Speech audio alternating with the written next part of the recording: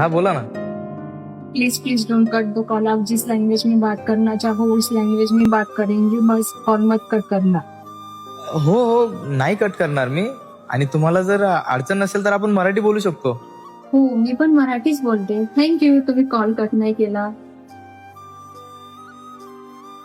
खरं सांगायचं म्हटलं ना, ते माझे सगळेच जवळचे मला सोडून गेले. मी माझ्या आयुष्यात खूप एकटी झाली.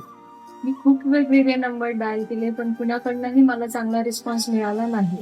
होपफुली तू माझा फोन रिसीव्ह केला. ठीक आहे ना, मी तुझाच म्हणून समज, म्हणजे मी तुझाच मित्र आहे म्हणून समज. काही असेल तर मला सांगू शकतेस तू.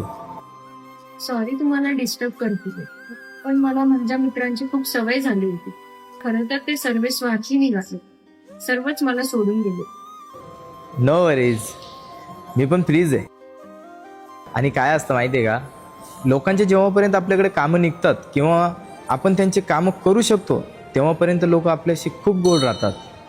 पण नंतर ना, आपण त्यांचे कोणीतरी आहोत किंवा होतो हे पण ते विसरून जातात. तुम्ही मला कॉल करत जा, मला काहीच प्रॉब्लेम नाही.